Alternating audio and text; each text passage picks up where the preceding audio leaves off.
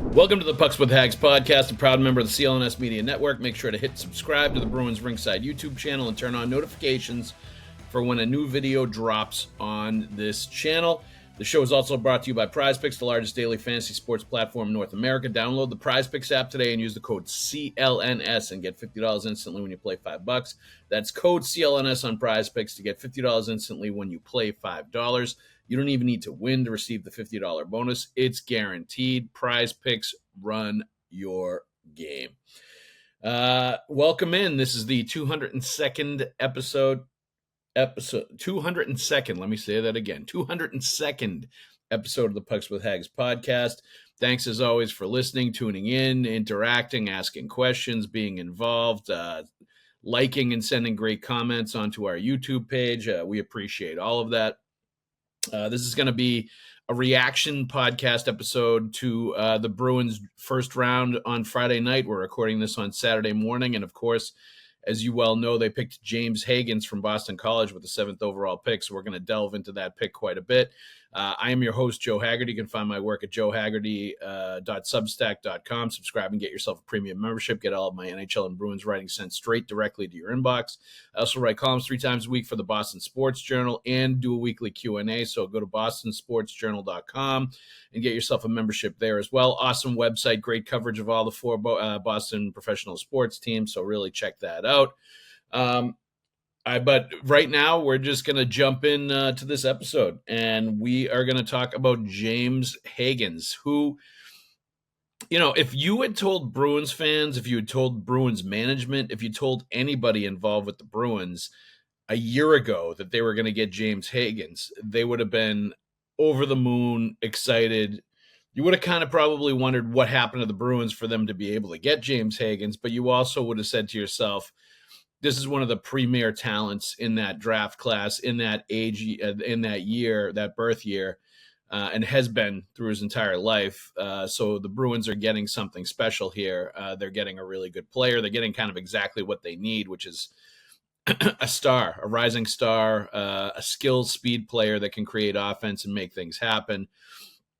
And that's exactly what you hope to get when you're drafting 7th overall, when you're in the lottery, when you're in the top 10. And they got that level of talent with James Hagens. And it's interesting to me that, he finishes with 11 goals and 37 points in 37 games for Boston College. As a kid that was 17 when the college hockey season started, turned 18, I think it was in November, pretty early in the college hockey season, but he was a 17-year-old going to Boston College and then turning 18, a young kid, one of the youngest players in college hockey in the entire NCAAs last year. And he still turned in a point-per-game season on the top line of one of the best programs in the country that was highly successful with a lot of pressure to win a national championship and had a great season. Some people, he dropped a little to 7 based on maybe not, scoring 2 points a game or, having 30 goals in 37 games for Boston College. But look who he was playing with. Look at the roster that they had at BC. They had Ryan Leonard and Gabe Perreault, high skill level first round picks, accomplished older players in that lineup that had the puck a lot. And they had other players too. Andre Gassot, Oscar Jelvik, go down the line. Dean Letourneau, the Bruins first round pick, was in that lineup. A lot of really, really good players where the offense was going to be spread out a little bit. He wasn't, I think, in a situation on a team where he was immediately going to be able to take over and just put up Gretzky numbers on a college hockey team. People, I guess, look at, and we'll talk about this later on, but people will look, a few generations ago at the real, true, special NHL talents that played college hockey and the ridiculous numbers they would put up.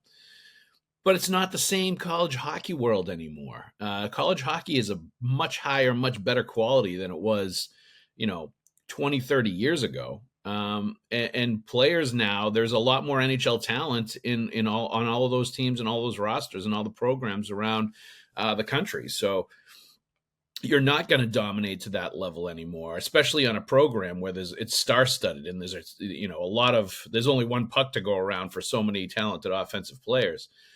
So I don't, I don't subscribe to Hagens having had any kind of a down season as a true freshman, a 17-year-old that turned 18 while he was a freshman at BC and still was a point per game player as a kid, fresh out of high school. Like, that is special to me. Like, that tells me he's dominating, and he's a dominant player against his own peer group, obviously, but like the kids that are 2-3 years older than him as well, which is always the mark of a special talent in hockey. It's always what you look at when you're trying to project how good these young players are going to be, is how they play against the older kids, kids older than them, not necessarily even their peers, but the year and the 2 years ahead of them, and where they're at and how they play against them, to sort of see how they measure up and if they're truly dominant.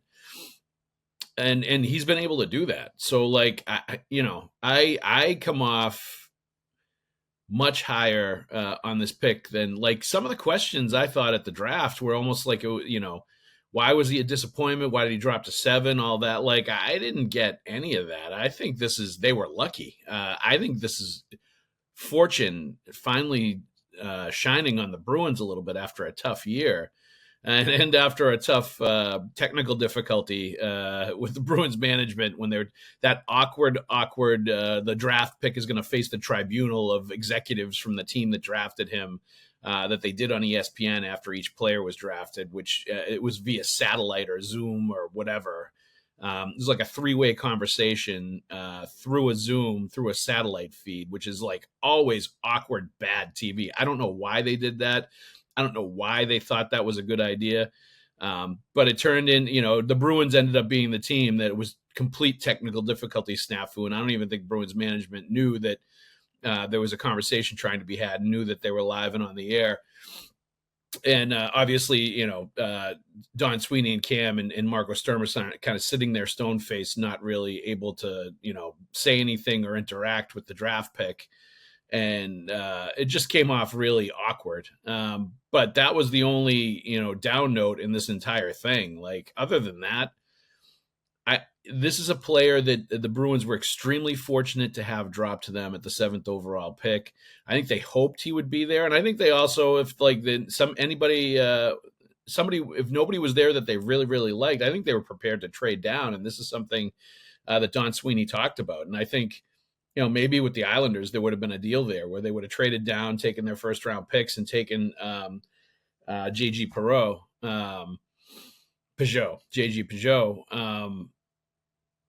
to move down and help their NHL roster. But I think Hagens was a guy they had to take. And I think it's somebody that they really liked. He checked so many boxes for them, being a Boston College player, playing in Hockey East, a college hockey player, somebody that went to the U.S. National Team Development Program, and frankly was like one of the star players there, which is usually a projection of what you're going to do in the NHL. You're talking guys like Patrick Kane, you're talking guys like Hughes, Clayton Keller, all these players. He's kind of in that vein of those sort of players that were like absolute like flamethrowers of offense at the U.S. national program, and then went to college hockey and were good players there. And these are the kind of players that put up points in the NHL and are proven. And it's a proven formula. It's a proven system that cranks out offensive talent. And the Bruins are going to get one of these players, and they badly needed one. And so I don't think you can look on the draft as anything but a huge success last night, and a huge bit of good fortune with Hagens getting to them when they picked, when even probably a month ago, they probably thought he was going to be gone in the top 5. And, other teams went in other directions. It remains to be seen if Brady Martin is a guy that was worth taking instead of Hagens. And we'll see how that goes. Like, there's things to like about him, a hard-nosed kid. He decided to stay at the farm in Canada last night instead of going to the draft. Seems like there's some interesting things about him, and certainly he may end up being a, maybe even a Sam Bennett type player in the NHL. It'll be interesting to see how that plays out.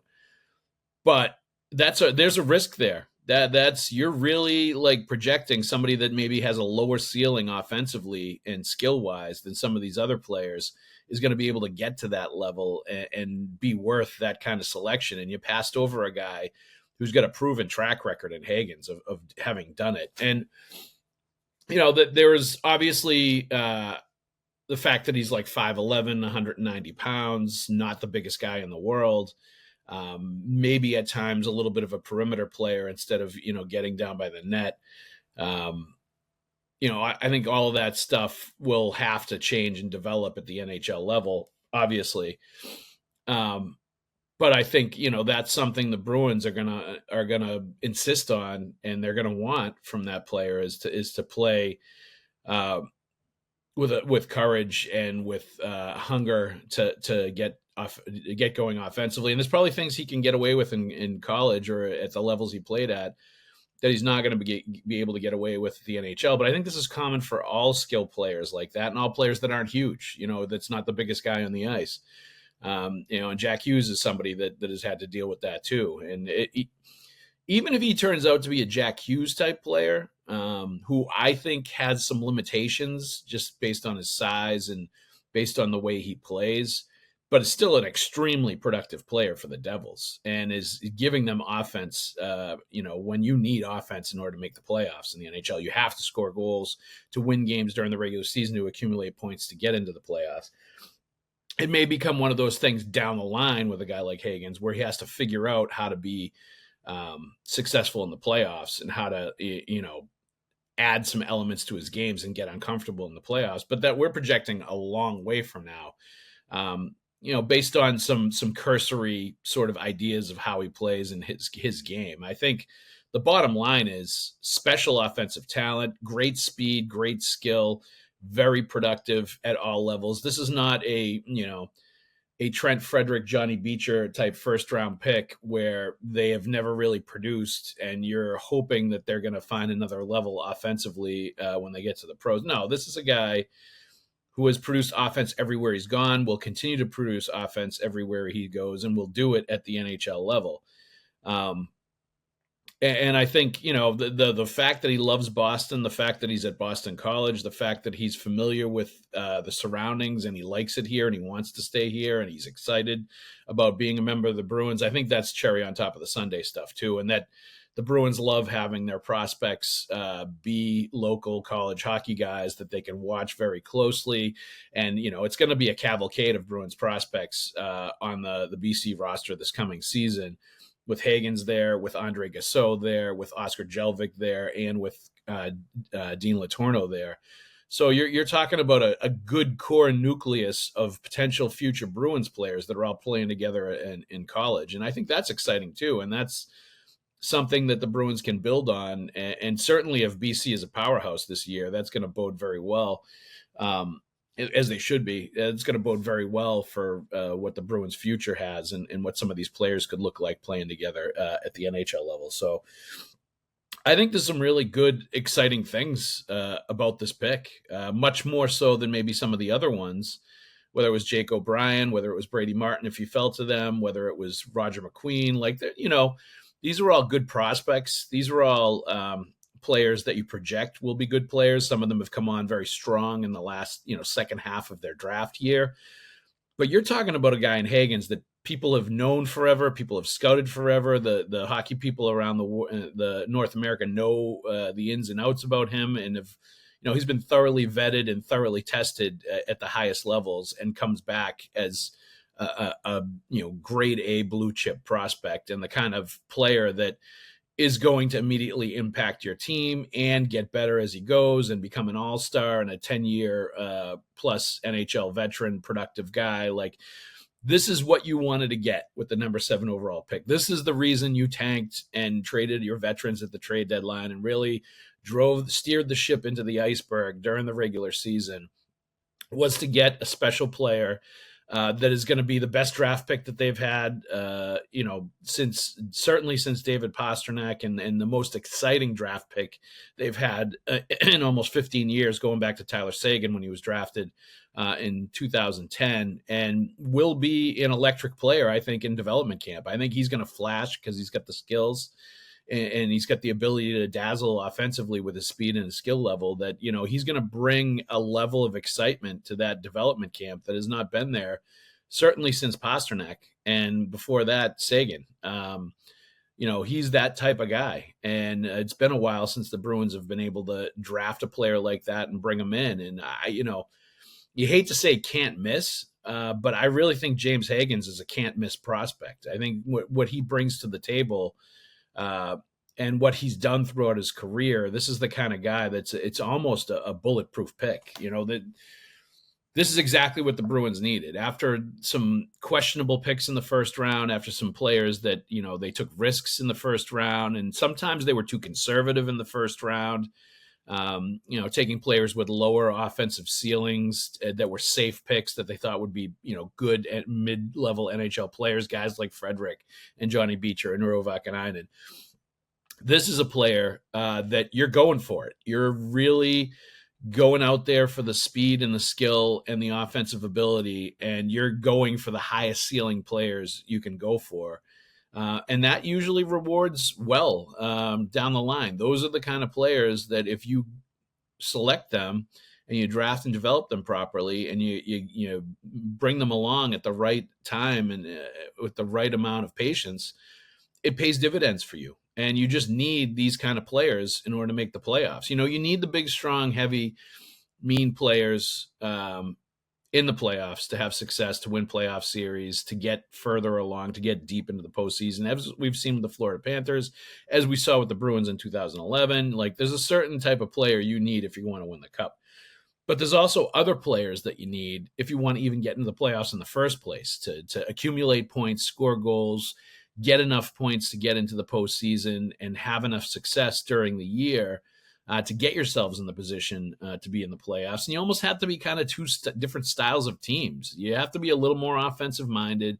You have to be able to score on the power play. You have to be able to beat teams and put points on the board and, play good two-way hockey, obviously, but you have to have some of that offensive element to win games over the course of an 82-game grind, which will become an 84-game grind, it sounds like, in the near future. But I think, so you need a little bit of both, but you need those offensive players to get you through the regular season and carry you there. And he's going to be one of those guys. And it'll be interesting to see him with Pastrnak when that does happen a few years down the line, and to see how they can work with each other, and if they can work with each other, and if they become, guys that are on different lines, kind of, making things happen for each line and making them dangerous. If they're teamed together, there's so many possibilities there. It'll be nice to have those kind of options if you're a Bruins coach, Marco Sturm, somewhere down the line with those kind of players. But as I said before, like there is very little to criticize with James Hagens being selected as the 7th overall pick. It's more about the good fortune the Bruins had that he fell to that spot, especially where he'd been talked about in the past, and the minor quibbles that he didn't super dominate college hockey and Hockey East as an 18-year-old kid on a loaded team with tons of offensive talent.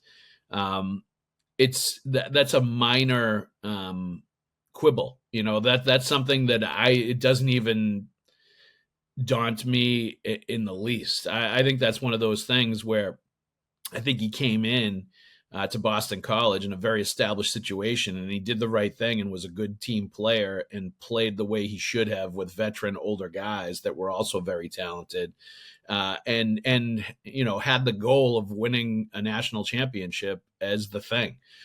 And I think that is actually in some ways a positive, rather than some guy that came in here was me, my points, my touches, I need to score a ton of goals. That's not the way he played. He was more of a facilitator than probably he'd ever been in the past. And he did it well with the talent around him. And I think that's a reflection on a good, mature player that does things the right way. So we'll see how it goes, obviously, and I think we're going to get into this in the second half of the show when we answer some fan questions. But James Hagens, love the pick. I think you have to be truly, truly optimistic about that pick if you're a Boston Bruins fan. All right, let's take a break to get into Prize Picks. Prize Picks is the largest daily fantasy sports platform in North America and the easiest and most exciting way to play daily fantasy sports. Join over 10 million users and get started today. Instead of battling thousands of other players that could be pros or sharks, you simply pick more or less than on 2 to 6 player stat projections, and you watch the winnings roll right in. It's fun and it's super simple. On Prize Picks, you can mix and match player projections from different sports, combine your favorite hockey players with players from baseball, basketball, esports, and so much more. You can now win up to 2,000 times your money on Prize Picks. Prize Picks also offers Venmo, MasterCard, and Apple Pay for quick and easy deposits into your account this sports season. Download the Prize Picks app today and use the code CLNS and get $50 instantly when you play $5. That's code CLNS on Prize Picks to get $50 instantly when you play $5. You don't even need to win to receive the $50 bonus. It's guaranteed. Prize Picks, run your game. And also, for those of you listening to this episode of the Pucks with Haggs podcast, we ask that you subscribe to the podcast, like, and leave a review. And for those watching the show on CLNS and enjoying all this hockey talk, go ahead and hit that like button and subscribe to the Bruins Ringside YouTube channel, where you can find our show and a lot of other great Bruins content with fellow Bruins talkers like Conor Ryan and Evan Marinofski. There's also the CLNS Media Network and Celtics All Access on CLNS, the NBA History channel, Patriots Press Pass, and Bruins Ringside YouTube channels as well. Also, please make sure to turn on your notifications so you know the instant a new Pucks with Haggs podcast video drops on the interwebs. All right, let's get into some questions here. This is from Jayhawk Water on Twitter. What's the timeline for the NHL for Hagens? On a side note, how aggressive are the NHL Bruins going to be in free agency? Are we looking at another top 10 draft choice next year? All right, first things first, timeline for Hagens. I know he's been talking about, I want to play in the NHL as soon as possible next year. I think I could play, being somewhat coy about, hey, I want to talk to the Bruins to find out, what we're going to do and what the plan is and all that stuff. But, I think the only choice here for James Hagens is for the Bruins and Hagens to agree he's going to go back to Boston College for his sophomore season. He's going to have one more year of development in college hockey. And really, the marching orders for him are Ryan Leonard is gone, Gabe Perreault is gone. You have a bunch of your guys there, guys that you were fellow Bruins draft picked with. He should be a dominant force on that team this year. Go and dominate at Boston College in your sophomore season. Go rip up Hockey East. Go rip up the NCAAs. Maybe win a national championship. Certainly win the Beanpot. And go elevate, be the guy that elevates Boston College and the guy that everything else is centered around. Become that dominant force that everybody thought you were going to be, projected you to be at freshman year at BC, and turn into that guy as a sophomore with some of the other big guns now having moved on from the program and are now in the NHL. I think that's really what it comes down to. I think that's the smartest way to develop him. And really, you don't want to push him into the NHL and push him to that next level in the pros until, maybe he's had one more year of physical development as he's getting bigger. He said he's up to 190 pounds from, I think he was listed at 177, prior to going to college. He was, I think, 185 or above that a little bit, 5'10 and a half, 185 at the combine. He's up to around 190. Allow him that one more year of physical development. Let him get to 19 years old when he's starting to get more of the man strength that he's going to get, and allow him to dominate at that level before he moves on to the next level. I always think that is the best thing for player development in any sport, certainly in hockey, is you don't move up to a higher level of competition. You don't move up to a bigger challenge until you're ready, and you're ready when you show that you're a dominant player at the level that you're at. And it's not always about points. It's just about obvious, dominant players that you notice, that win battles, that have the puck a lot, that make things happen, that generate a ton, that can skate, at a higher level than the players they're playing against, all that stuff. Once you start to see that, then you're like, okay, he's ready for the next challenge. And think of this scenario. What if the Bruins become a playoff team next year, let's say a wild card team, things go well. Some of their players step up. The nucleus stays healthy. They bring along some young players. They make some moves here ahead of free agency or during free agency. And they have a team that's pretty good and is in a playoff spot late in the year. Let's say James Hagens has a great season at Boston College, dominant. leads them on a deep run, and then he's available to become pro at the end of the year and maybe even jump on with the Bruins and add to the arsenal that they already have. I mean, that's a pretty interesting scenario, and it doesn't happen a lot in the NHL.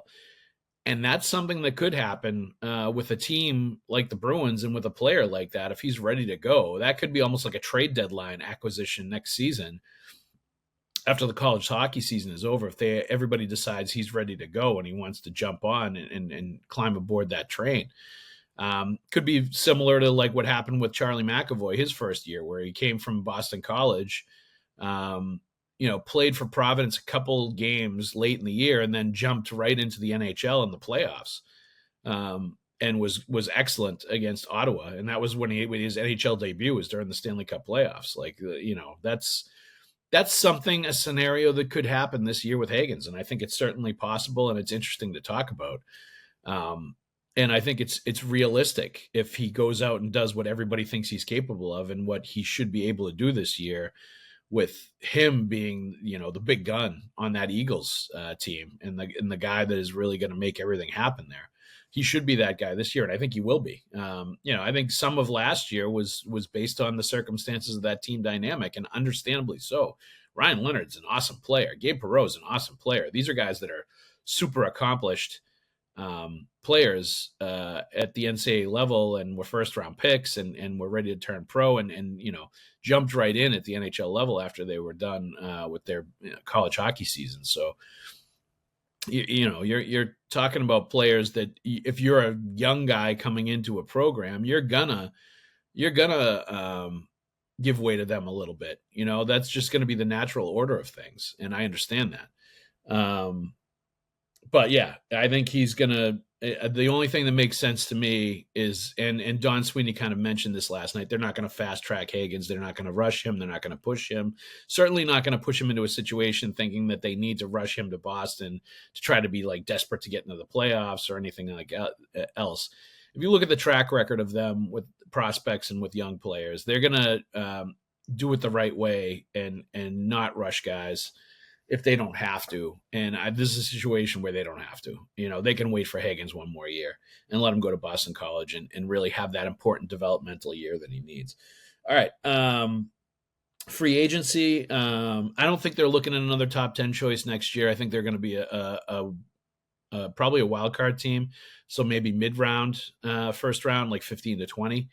I suspect that's where they'll end up. We'll see. But it's not going to be like this. I don't think it's going to be another, sink to the bottom. Like, there were unique circumstances with the injuries, with the trades at the deadline, with the coach getting fired 20 games into the year. There was a lot going on with the Bruins this past season that I don't see happening, repeating again next year.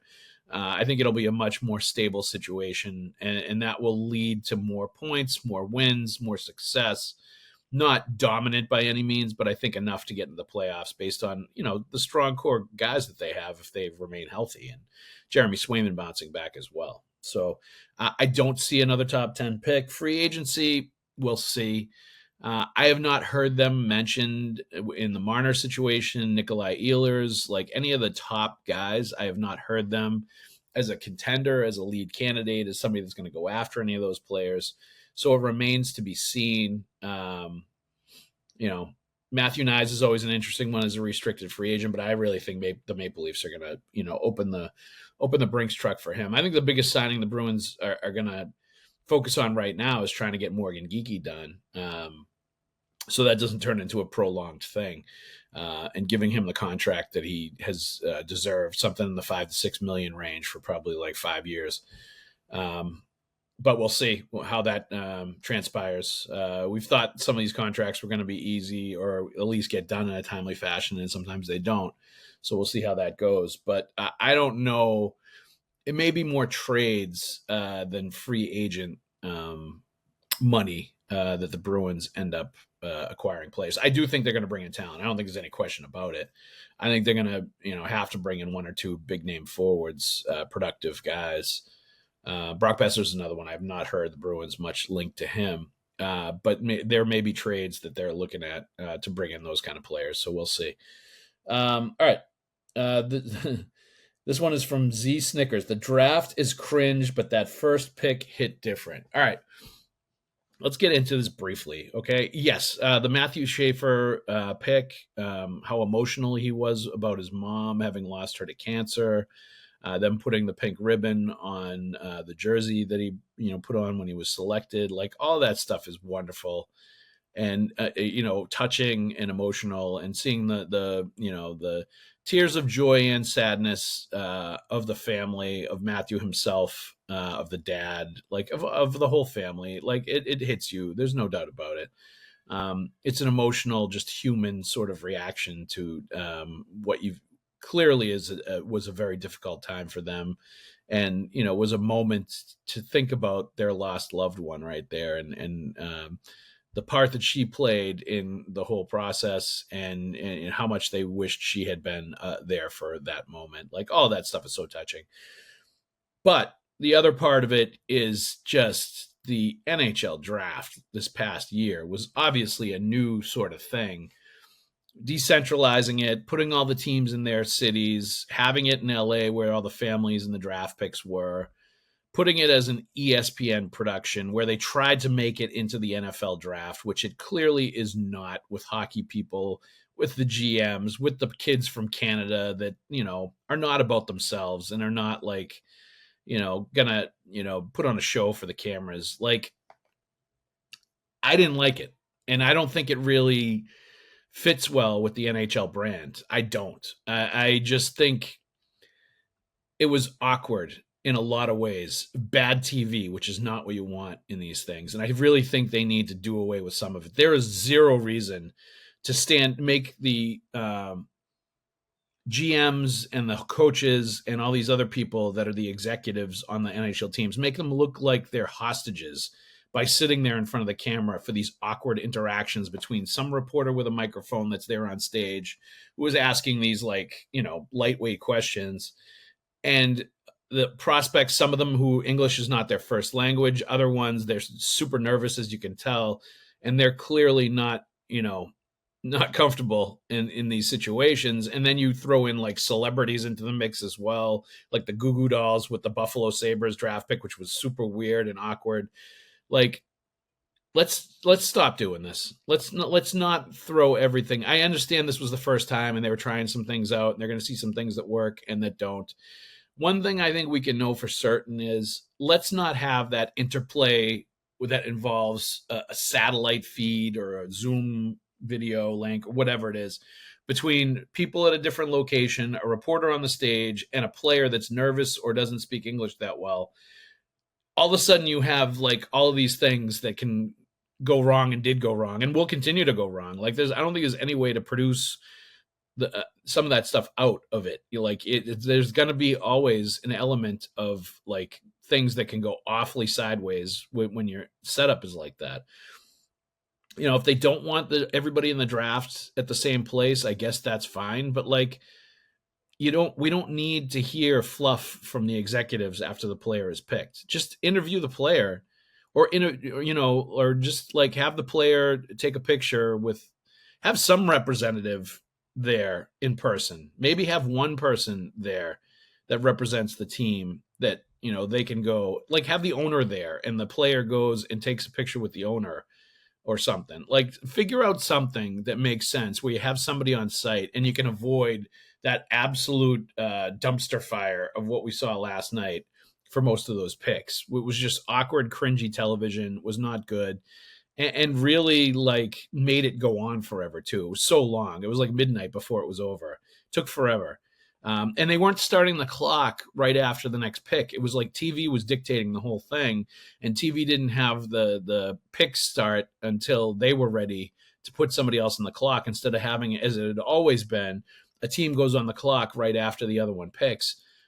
Like, all of that was awful. It was just, maybe it was trying to be made for TV, ESPN. But like I said, I think what they're trying to do is make it like the NBA and the NFL, and make it like the other sports, when hockey is different and is wonderfully different. And you celebrate the differences it has with some of the other sports. And you don't need to do it the same way. I just don't think it works well with hockey, with the way things are run, the individuals that are involved.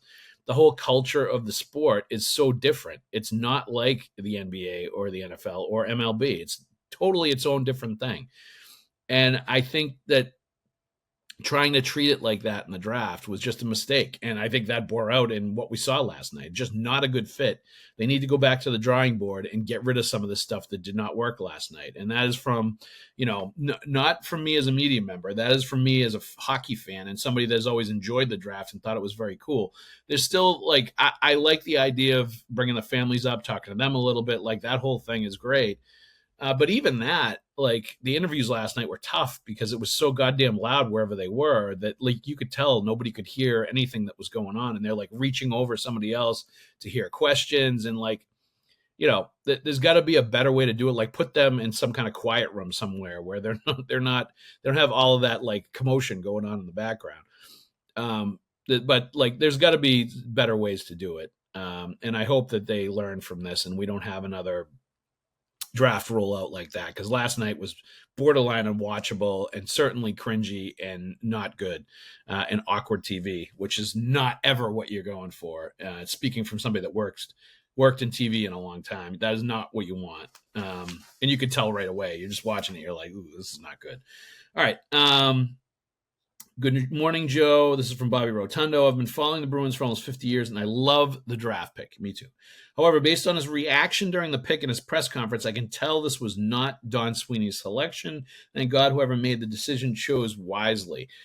I didn't get that at all. I think this was absolutely Don Sweeney's pick. I think this makes a ton of sense. This checks a lot of boxes of what the Bruins like and have always liked. I think... Well, obviously, the reaction after they made the pick was, I think the Bruins were caught in a technical snafu. So I don't think you can take any reads into any of the reactions you were getting from any of them right in the immediate aftermath, because it was just a weird situation thanks to the NHL and ESPN. But the way he spoke afterwards, I was there. I asked him questions. We talked. And I think he was borderline incredulous at some of the questions, just basically, kind of picking at reasons why Hagens wasn't the number one overall pick when he was projected to be a year before, and the season he had at Boston College, and, things like that, where it's hockey people know, this kid's background and his resume, it's impressive and it's worth it's not something you can really question. Like I said, I think this is a bulletproof prospect. I think this guy is a rising star based on what he's done throughout his career and the situation he was put in at Boston College. I think people that know hockey get it. It was an extremely talented team where he was not going to rack up a monster season. And he just wasn't. With the players that were still there, with the national championship still very much in play, all of that stuff. I think it was going to be, him being a piece of the puzzle rather than him being the star in the show. This year, I think, is a little different. This coming year, he is going to be the one that is going to have to stir the drink, generate offense, be the main, provider and guy that everything flows through. And I'm sure it's going to be much more along the lines of what people thought they were going to get from him his first year at Boston College. And it's going to immediately put everybody at ease that, okay, this is the guy we thought was going to be the first overall pick. This is the player that we saw at the U.S. National Team Development Program. This is the fast, skilled, offensive-minded player, phenom that is going to be one of those next wave of young stars in the NHL. I think that we're going to see that at Boston College this coming season. I think we're going to see that at development camp next week, where they have not had a player of that caliber in dev camp in a long, long time. You're going to hear a lot of oohs and ahs. I think there's going to be a much bigger crowd at dev camp. And I think there's going to be an electricity to that dev camp like there hasn't been in a while. And that speaks to bringing in a talent at this level, and that they have not had a talent at this level in the prospect system in a long, long time. This is exactly what they needed. So I'm not reading anything into Don Sweeney, this not being his pick, him not wanting to do this. No. If he wanted to, they could have traded down and accumulated more picks and probably gotten J.G. Peugeot from the Islanders and let the Islanders take Hagens, who desperately wanted him, and taken some of those mid-first rounders and a good NHL player to help augment their team if they wanted to. I think that could have been there for them. But they opted to take the player because I think they value the player and they understand how good he's going to be. And they understand in the NHL, you need players like that, like I said before, in order to get to the playoffs. So I don't buy into at all that this was not a Don Sweeney pick, or buy into any of what he said last night, trying to read into it that this is not the player he wanted. I think the Bruins were super fortunate and know how fortunate they were that this player dropped to them at number 7 and that they were able to take him. And they were very glad. This isn't like the happy speak of, we were just glad this player was available when we picked. No, they were really happy that this player dropped to them at number 7, when for a long, long time it felt like he wasn't going to be there. And I even thought he wasn't going to be there. So this is a great pick for the Bruins. This is exactly the kind of player that they wanted. That's going to be an impact player for a long time. All right. Big moment in Bruins history. I think the way this played out will be something the organization and fans talk about for years to come. That is from CSR 451. I agree. I think this is a guy that is going to be part of that next wave of Bruins. He's going to help this team continue to be relevant, playoff level. Like, he's a good player. And I really am interested to see him with Pastrnak, him on the power play, him with some of these other players that they've brought in. Like, I really hope that scenario that I mentioned earlier, where he goes back to Boston College, has a great season, and then maybe can hop on board the NHL train towards the end of the year, is a possibility. I think that would be phenomenal, and it would be awesome. And for me, as a young player, it'd be shades of like, Ted Donato and those guys, hopping on towards the end of the year. Was it Craig Janney that did that too? I know Ted Donato, and I think there was one other player, I can't remember who it was, but they all like hopped on after their college hockey seasons or after the Olympic seasons were over, and ended up being a big factor for the Bruins down the stretch. I wish I had Mick here to back up my my remembrances of 30 years ago, which aren't as great anymore. All right. I saw Paul Kariya play at Merrimack. He won the Hobey Baker trophy that year. He fired the puck from just outside the blue line. He scored just inside the crossbar. A true laser missile back then. A general admission non-student ticket was about $10. Those were the days. And that is from Jim T, 9889. And I want to get to this briefly. This is the kind of player, Paul Kariya, that I think stirs some of this conversation that Hagens' year at BC was not overwhelming. And the thing about Paul Kariya is he was special talent, obviously. University of Maine, he was like a force to be reckoned with. He was something like they'd never seen in college hockey before when he went there and dominated at Maine. But the thing about that is, like, college hockey is not the way it was back then anymore. College hockey is at a much higher level across the board. Like, you see way more college hockey players that are NHL prospects now playing in the NCAAs than you did back in those days. Like, there's definitely, no question about it. But I think there was a few draft picks on every team. Most of the higher ones were not college hockey players. They were in junior hockey or Europe or whatever.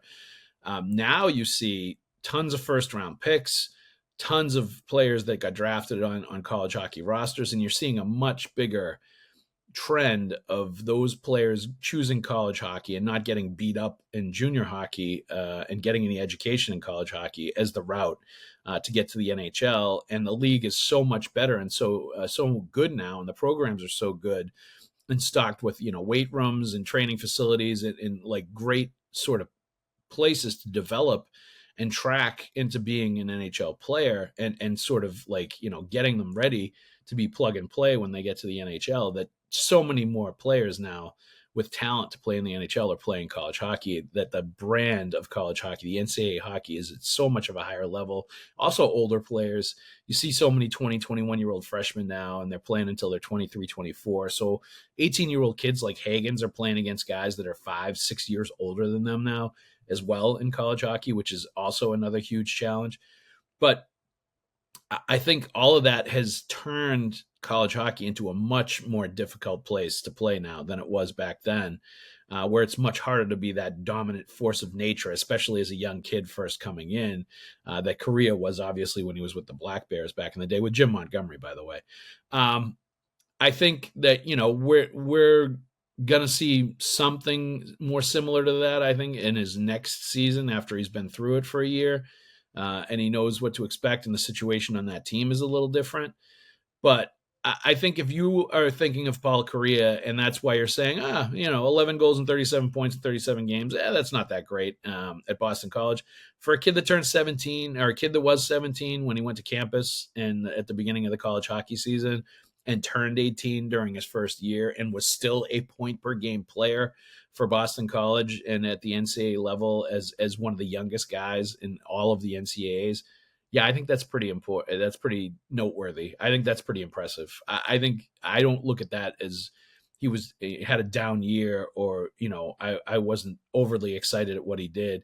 I thought he was a very good player, extremely good player, and I think he's going to be even better next year. And I am not in any way discouraged by what he did at Boston College, and I think I am more encouraged that he was able to play that way and be more about the team and the team goal and playing with his teammates and all that stuff, rather than it being about him and posting his points and doing his thing. And I think that's what it came down to. I think that's a lot of what was going on in that first year at Boston College. And I think that bodes well for what he's going to do and how he's going to be when he jumps on with the Bruins as well. So good pick. Good questions. Thank you very much, everybody, for listening. We will have the second round of the draft today, where the Bruins have a ton of draft picks. Let me just remind you, this show is brought to you by Prize Picks, the largest daily fantasy sport platform in North America. Download the Prize Picks app today and use the code CLNS and get $50 instantly when you play $5. That's code CLNS and Prize Picks to get $50 instantly when you play $5. You don't even need to win to receive the $50 bonus. It's guaranteed. Prize Picks, run your game. Let me also remind you that the Pucks with Haggs podcast is a proud member of the CLNS Media Network. Make sure to hit subscribe to the Bruins Ringside YouTube channel and turn on the notifications for when a new video drops on the channel. Thank you, everybody else out there, for listening. Let's get into that second round of the draft, and let's see you at the ring.